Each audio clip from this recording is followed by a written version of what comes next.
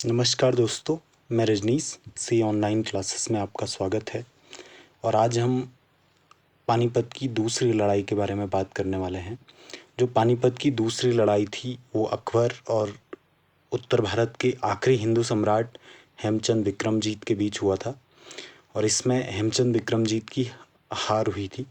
तो ये युद्ध एक नाटकीय तरीके से संपन्न हुआ था, क्योंकि इस युद्ध में हेमचंद विक्रमजीत बहुत ताकतवर था और जीत रहा था। तो अचानक से कुछ ऐसा हुआ कि जिससे हेमचंद विक्रमजीत हार गए। तो हेमचंद विक्रमजीत जो अफ़गान शासक थे, उनके यहाँ प्राइम मिनिस्टर था, सेनापति था। और आखिरी समय में उसने उस अफ़गान जो शेरशाह सूरी था उसके पुत्र को हटा के स्वयं राजा बन गया था। तो हेमचंद विक्रमजीत ने अकबर से लड़ाई लड़ने से पहले 22 युद्ध जीते थे। और उसे इस तरह से देखा जाता था कि वो कोई युद्ध हारता नहीं था। वो बहुत अच्छा सेनापति था, बहुत कुशल सेना थी उसके पास, सभी चीज़ें व्यवस्थित थी।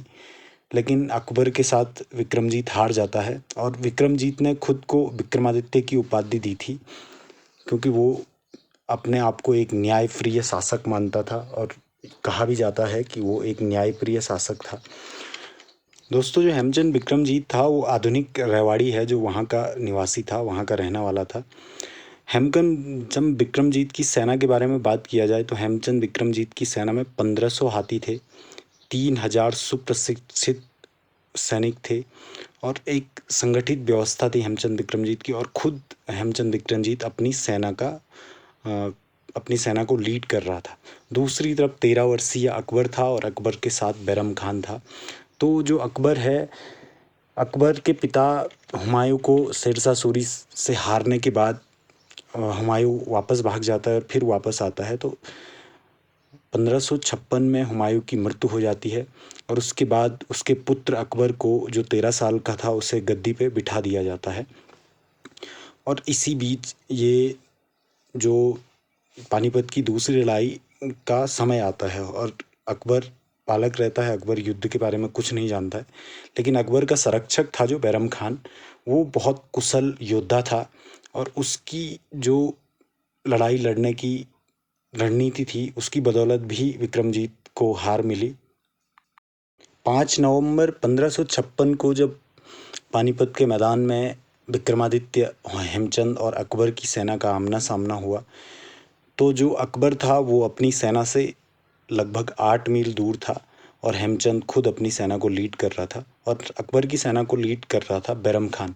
अकबर की सेना, जो जहाँ पे अकबर था वहाँ पे भी 5000 मुग़ल सैनिक थे, जो मुग़लों के सबसे वफादार थे। और बाकी लोग युद्ध लड़ रहे थे। और युद्ध कुछ इस तरह से चल रहा था कि हेमचंद विक्रमजीत लगभग युद्ध जीतने ही वाला था।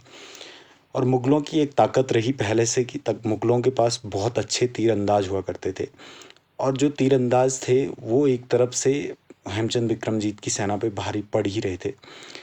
लेकिन बीच में जबकि हेमचंद विक्रमजीत का पाला भारी था, उसी बीच में एक कुशल तीरंदाज ने एक तीर छोड़ा और वो हेमचंद विक्रमजीत की आंख में जाके लगा। और जो हेमचंद विक्रमजीत की आंख में जाके लगा तो विक्रमजीत बेहोश हो गया। और इससे विक्रमजीत की सेना में भगदड़ मच गई। और इस भगदड़ मचने का फ़ायदा उठा के मुग़लों ने हेमचंद विक्रमजीत की सेना को रौंद दिया। और इस तरह से पानीपत का युद्ध यहाँ पे ख़त्म हुआ और मुग़ल जीते। इस युद्ध के बाद हेमचंद विक्रमजीत का सर कलम कर दिया गया और उसके पूरे परिवार को, जिस तरह से मुस्लिम शासक करते थे, ख़त्म कर दिया गया। उसके पिता को इस्लाम कबूल न करने पे यातनाएं दी गई और उनको भी सिर कलम कर दिया गया। विक्रमजीत की सेना में सारी व्यवस्थाएं ठीक थी, लेकिन मुग़लों की सेना में एक तो उनके पास अच्छे तीरंदाज थे और दूसरा उनके पास बहुत प्रशिक्षित घुड़सवार थे। तो अकबर की सेना में 10,000 घुड़सवार थे और 5,000 अनुभवी सैनिक थे जो तीरंदाजी में बहुत अच्छे थे। और इसके साथ साथ जो अकबर था वो युद्ध में नहीं था। विक्रमजीत की हारने का एक बड़ा कारण ये भी है कि विक्रमजीत युद्ध में खुद था। अगर विक्रमजीत युद्ध में आगे नहीं चल रहा होता तो वो तीर विक्रमजीत को नहीं लगता और शायद मुग़ल 1556 से आगे नहीं बढ़ पाते। मतलब अकबर राजा नहीं बन पाता, अकबर महान नहीं हो पाता, विक्रमजीत ही राजा रहता और भारत का इतिहास शायद कुछ और होता। लेकिन वक्त को ये मंजूर नहीं था, नियति ने कुछ और तय कर रखा था। तो इस तरह से अकबर युद्ध जीतता है और हेमू हार जाता है। उसके बाद अकबर ने बहुत सारे युद्ध जीते। उसके बाद अकबर भारत के सबसे महान शासकों में से एक बना। और जो बैरम खान था वो बाद में उसे भी सज़ा दी गई, क्योंकि वो अपनी जो महत्वाकांक्षाएं थी, जो अपनी शैली थी, उसको मुग़ल व्यवस्था पे हावी कर रहा था। तो बाद में जब अकबर जवान होता है तो उसको भी हटा दिया जाता है। और यहाँ पे हिंदू जो व्यवस्था थी, हिंदू साम्राज्य थे, हिंदू राजा थे, उनकी राजशाही दिल्ली से ख़त्म होती है और मुग़लों की सल्तनत की पूर्ण रूप से स्थापना होती है भारत पे।